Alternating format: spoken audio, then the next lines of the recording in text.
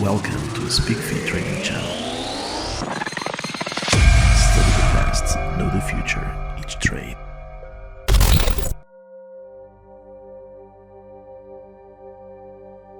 A very important message out to the people who are interested in knowing what type of lifestyle this is about and what type of message it is I would like to share. Not just by the fact that I was born in an Asian family, but I realized about myself that already in early ages, I didn't engage too much in external communication, meaning I was not really engaging also in too much social activity, because sometimes people say I'm more introverted. Looking more, dealing more with the world which is happening inside of me, the world of thoughts, the way how I feel. And so I just started to dive into this world of how is that connection, for example, between how do I feel, what are the baseline of thoughts that are like allowing these feelings to arise, and ultimately also how do these feelings, how do my thoughts afterwards relate to, let's say, the way how I can perform in this world physically wise. And there I just discovered that a lot of potential, a lot of possibilities that ultimately you are able to express in this world, for example, through the body, speaking about the performance in the martial art, speaking about the development that you can go through when you are training the martial arts. Well, the mindset 100% matters. But what type of mindset it is? These are the things that were interesting to me, and so I dived into different philosophies, tried out different things, got in touch with different teachers, always with the emphasis, how can I use knowledge which starts in the mind, but ultimately to translate it into, let's say, physical performance. But I did it exactly like I said for many years, mainly relating all of these practices to the martial art field. But at the same time, I also felt like all the principles, everything that I have discovered along this way, I think these are basic, fundamental principles that all humans, regardless of what type of activity you are doing, there is something about the same about all of us. And so that means it felt like you slowly start to discover something which is not just related to your life, but you see, actually it is something which is relating to so many other people's lives as well. And so my idea was, how can I try to translate what I see, to translate what I discovered into a language that even a non-martial artist, somebody who has nothing to do with Shaolin, can also understand, integrate it into his or her individual life, and then just see and experience by themselves there is some truth behind it. And when you have a certain guideline, when you have some values, when you have some principles underlying or underlining your lifestyle, it becomes very, very helpful, and also gives you many different possibilities of slowly adjusting the way of life that you are living. Yes, and this is what I think. It is so good to make it simple. It is so good, it is so simple. But if nobody in this world ever told you something like this is existing, something like this is possible, then it's you're missing out on something.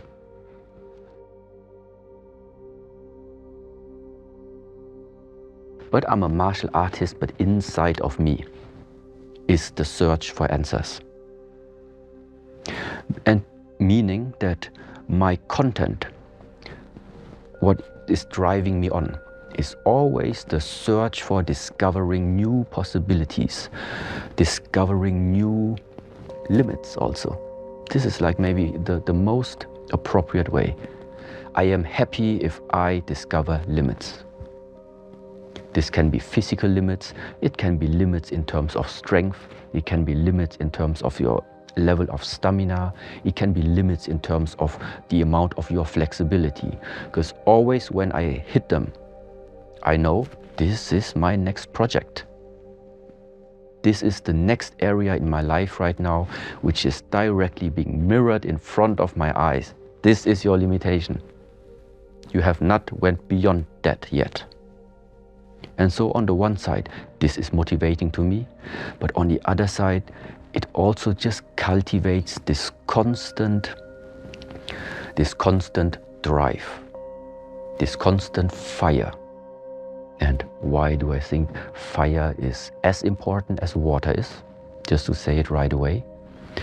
But it is that fire that nourishes us to do things. Fire is the active part about us.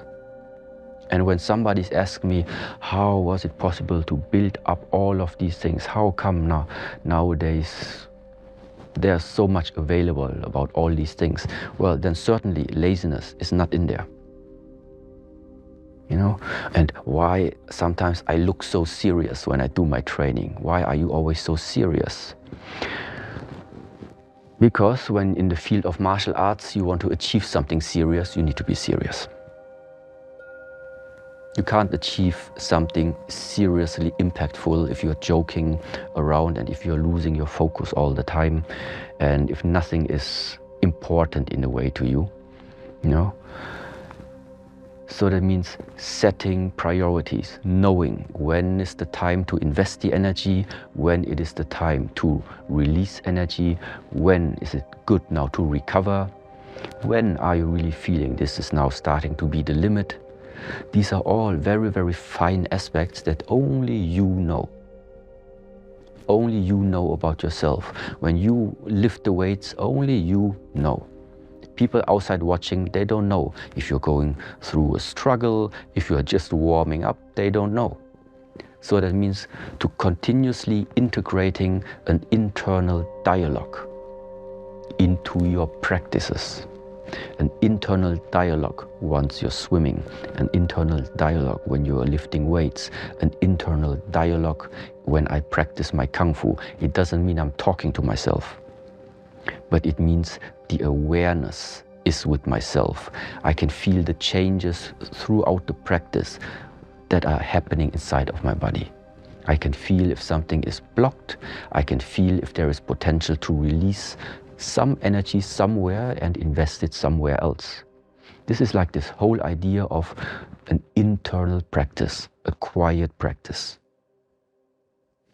And so it is the how, in which mindset are you doing the things that you are doing? I think this is what matters. And at the end, it is insight. You gain more insight into yourself. What is the result? More performance. More being able to tickle the potential out that is, let's say, sleeping inside of you.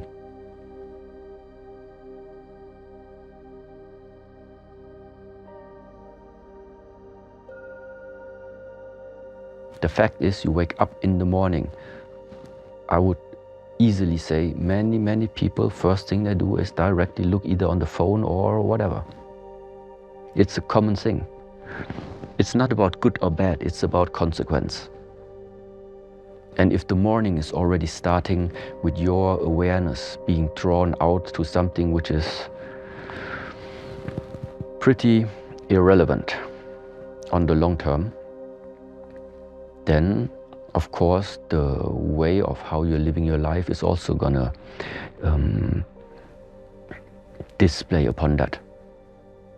And this is where it comes to the fact of it doesn't matter what type of practice you're doing.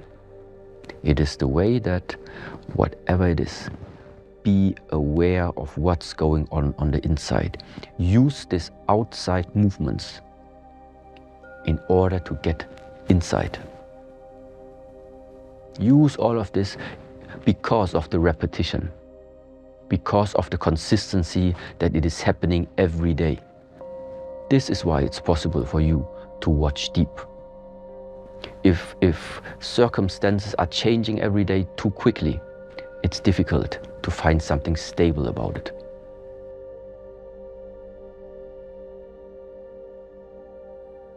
Let's start just with the basic idea of the day is about to come. I have maybe some goals I want to achieve, so nothing can be created if you don't have energy. So, simple way, how do we get energy? Watch your diet, watch your lifestyle concerning, relating to how many hours do you sleep, at what time are you going to bed, how much time are you spending outside on the sun, second area, and then also, for example, how is your relation to your breath? These are the three ways: breathing, lifestyle, and diet. So when I wake up in the morning, first of all, I think the majority of people that are out there, they have a house where they sleep, let's say. So the whole night you are breathing in, let's say, continuously air and oxygen, which is all the time in your room. So one simple way, how do I energize myself for the day, is if you have the possibility, you go out. Fresh air. Of course, put something warm on, you don't get sick, but like breathing wise, go out on the fresh air. Open the window and then start, for example, your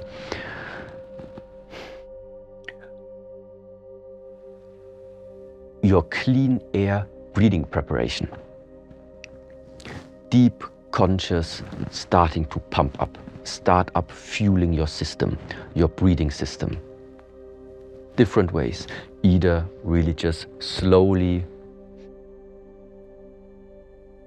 fill everything up 9 times, 10 times. Or other exercises. You breathe in through the left nose. Breathe out through the right.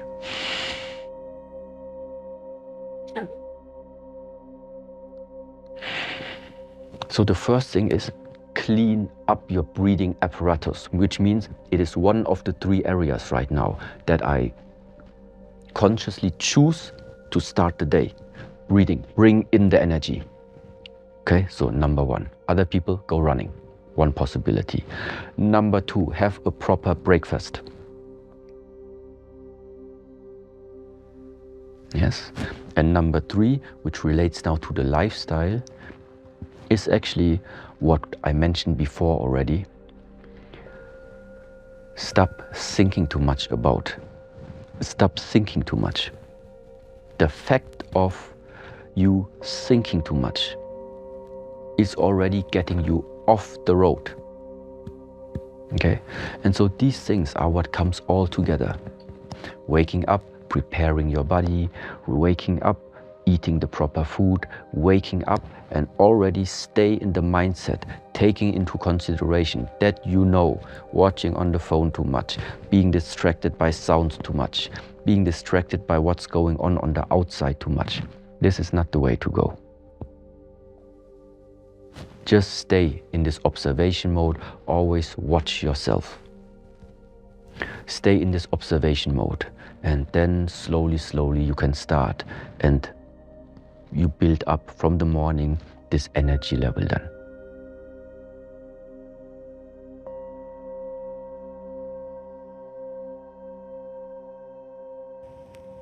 I have always been a person who prefers harmony. I prefer harmony. If I was with my brother or my father and mother inside our apartment, I didn't like it when there is something in the air. I didn't like it when I could sense conflict. I also didn't like it when in any group there is a type of conflict. And being exactly that person who is normally not talking a lot, I always try then to figure out, okay, what can I do in order to bring harmony into this group? Well, I jump now a little bit, but funnily also like from my Chinese zodiac, I'm a water pig. So if somebody wants to find out the qualities of a water pig, one of them is, I like harmony. Okay. So it has always been my trying out that everybody stays in harmony. But on the other side, I realized, especially now within the last years, it's getting an impossible task. I just realized for myself what I'm wishing for is impossible. Which means no matter with what type of intention I'm trying to bring out these things, I can very well understand why the suffering in this world, according to our Buddha who is sitting behind us, he said, it is greed, hate, and ignorance. That fits extremely well. The thing is, I can't change anything about the greed of other people. I can't change anything about the hate that people feel. I can only change something about myself. And with this sentence, I just realized the higher I started to, it's a nice picture. I felt like walking up a mountain. Why? Because the higher I walk the mountain, the more I can speak out and the whole valley is going to hear it. That's why, in a way, it makes sense to be on top of the hill. Because from there, if you shout, the complete valley is going to hear it. At the same time, the higher you climb the mountain, the more difficult it becomes to breathe. So there's something which goes hand in hand there. You want to reach more people, okay? But at the same time, it's gonna become more difficult. I had the idea, you want to reach more people. Somehow it's gonna be easier for you because maybe people are somehow gonna help you up on the way. I don't know what type of, but it's not like this. I realize you go higher, you go even more alone. Why? Because nobody is willing anymore to invest their energy in going higher, because it's becoming more difficult. They say, oh, it's already okay here. Why you still want to move up there? The air is getting thinner over there. It's getting more hard to breathe. It's getting more dangerous, whatever. So that means along this way, the higher you want to go, the more likely you're gonna walk alone. This is the next thing. And then I think back also in one sentence, I always remember again, along the way to mastery, you walk the way alone. This is not my sentence. I think it is a sentence I heard within the field of martial arts. Of course you can say, why? If you practice martial art with all of the passion that you have and other people also have passion, then the group becomes stronger. It makes it easier for you to stay on this field. It is one perspective, yes. But self-mastery, mastering something, is always about yourself. And if you want to master yourself, well, you're gonna challenge and face yourself, and this is happening alone. It's also like recently, somebody told me, in case I feel like in dark times, you are not alone. Let's put it like this. If this room is completely dark, I am alone. Even if somewhere behind there, I see a spark of light, I see a spark of hope, which is behind there. Yeah, but for me, experiencing here, there is still the gap of darkness in between me and the spark of hope. So around me, for me, it's dark. And I don't have anybody left and right from me. So, and in this picture, meanwhile, I really think that to build yourself up, to have a certain amount of, let's say, responsibility for yourself. This is why I'm emphasizing all the time in all of these years, make yourself strong. Make yourself strong. We all want peace, yes. But here, in our place, we not just want to have peace. Peaceful and strong. This combination I prefer better.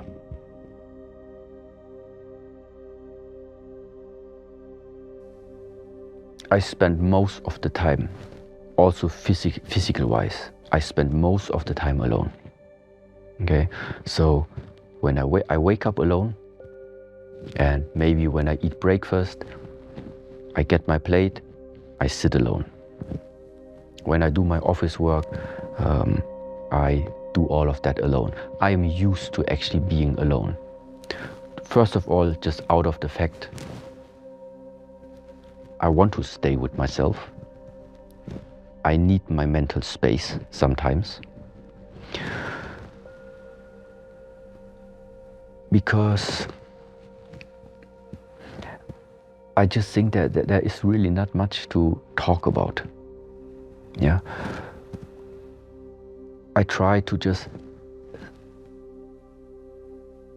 I don't think I can get answers by hearing somebody talk or myself talking.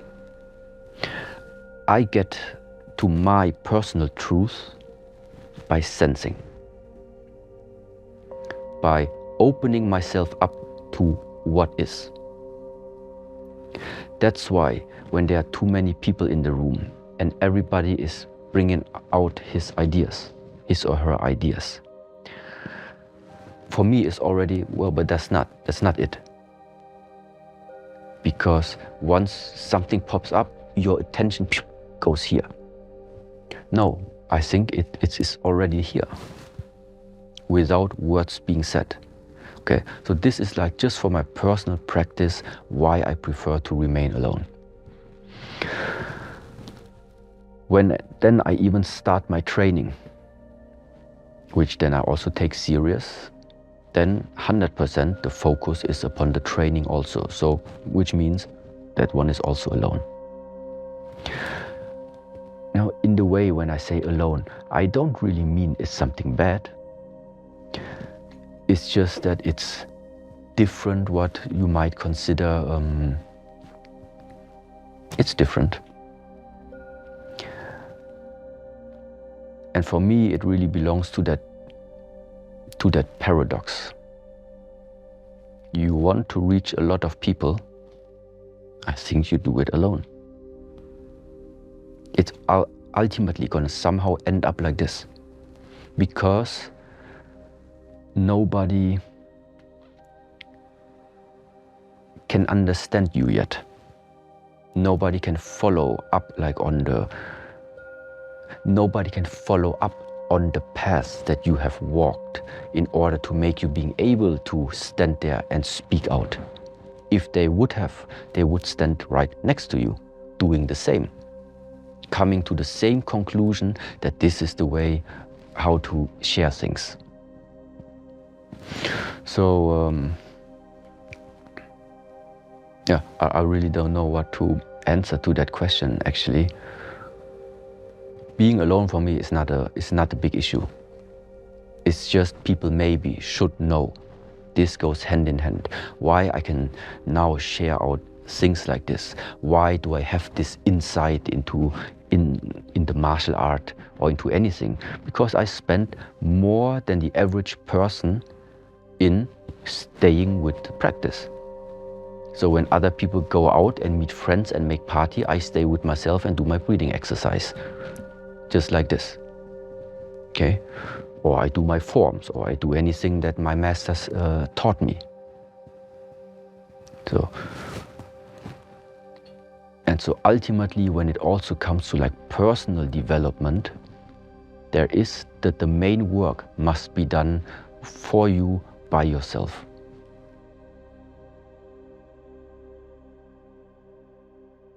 I'm not a healer. I'm not a doctor. I'm not a medic. But if I feel there is something about myself which is chronicle, from somewhere it must come. Something must have been in the way of my life, in the way of my bringing up, in the way of how I grew up, that made it manifest more and more and more into my life, until now it has become actually a part of my being. There is some process which was leading to this fact. So if I would like to readjust something about this, readjust something about the consequence that happened, meaning I have something chronicle, my idea is I need to see the whole line of what caused this one. And there we are just entering again, diving into your personality, diving into your preferences, diving into your suffering, diving into your tragics, diving into the dramas, diving into all the conflicts you had, diving into the loved ones, all of these things. And maybe there you will discover how it came. If you want to solve a problem, you need to know where the problem is located. So number one is discover, analyze first of all, where could it come from? So, once you have maybe an indication and already starting to see, okay, this is the line. Still it means maybe you know, but you don't necessarily have the abilities now to make these things be released. And this is now where it comes to the area I have no experience on, I have to say, but into the area of spiritual healers, or any type of healers that have the power, let's say, in doing something that you can't do. You know, but you can't do. So therefore now it's sometimes good to have somebody who knows how to do it. Okay? And then I think things are possible. Yes, I think one way, for example, for you just to see. Take a sheet of paper once again and write down everything that as a child that you can observe on your child. Write down the attributes that you would say, these are qualities of being still young, of still being a child. Carelessness, spontaneity, yeah, just doing. And then you write down all the attributes that makes a serious businessman or whatever you think, that makes an adult. Everything very precise, structured, I don't know, it's different. You write this down. And so you have a list about all those two things. Compare it now for yourself. Where do you identify yourself with? Also, where do you see yourself in within the last week? How much did you do spontaneous things? How much did you laugh out of nothing? How much did you express, let's say, your emotions? How often did you put on a mask because you wanted to have something? And just like this, it mirrors right in front of the eyes where you yourself are at the moment located. So, and if you want to become more adult, then it means you're gonna get old.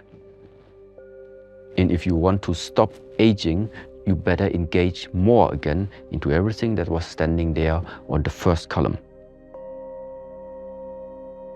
The one thing that was never depleting energy, it is the one where energy is just being expressed through you. Nothing got stuck inside of you. Things getting stuck is when we become adult and start to have very preoccupied mindsets and preoccupied goals about how and where this life is supposed to lead to. Goal-oriented. Everything must have like a sense. For the child, sometimes there's no big sense behind it. He just feels like doing it, he does. It's free expression of whatever comes up. It's like when you meet people.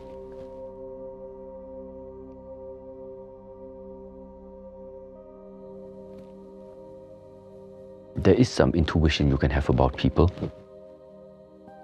and it goes quite quickly whether you are able to then afterwards deal with them or not.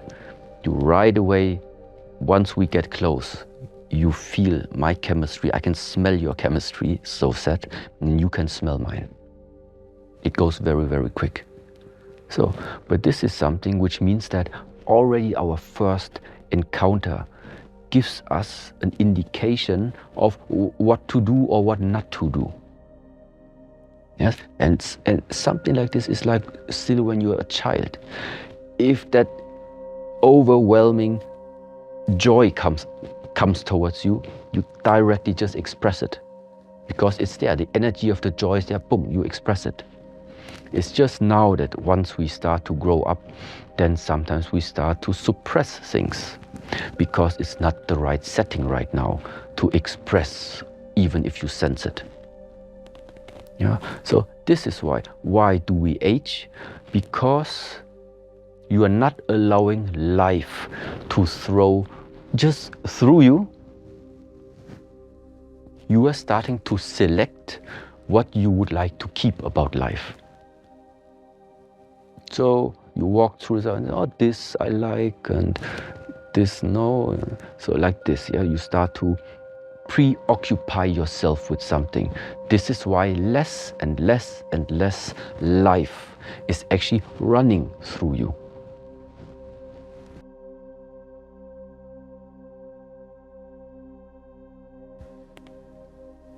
The path in reaching so many different people was not it started with a big group already.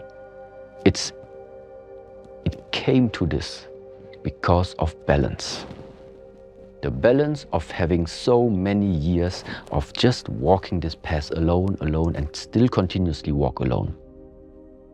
Just because I'm talking to thousands and thousands of people, just because there's a huge audience, it still doesn't mean you're not lonely. It just means there are people who listen. But in order for not to be lonely, it's not about talking. It's about sensing, it's about feeling. Okay? And because of this prejudice sometimes that people have, that even if I'm living inside a community and everything maybe looks like beautiful, yes, but many people here have these skills that they have because we are used of being lonely. And if somebody lives in this world and wants to have a family and wants to, I don't know, and wants to express himself in a different way, along this way, it's going to be lonely. And this is why I can understand from different perspectives now, why are these people one amongst of so many, or of the 8 billion people that we have in the world? Why just a few of them? Because they did something very different than the rest of the people. And what is this, what they do differently? The investment of their life. They have invested their energy, their lifetime into something different that nowadays then expresses as what they are, as what I am. So, and I'm telling you, in order to become what I am today,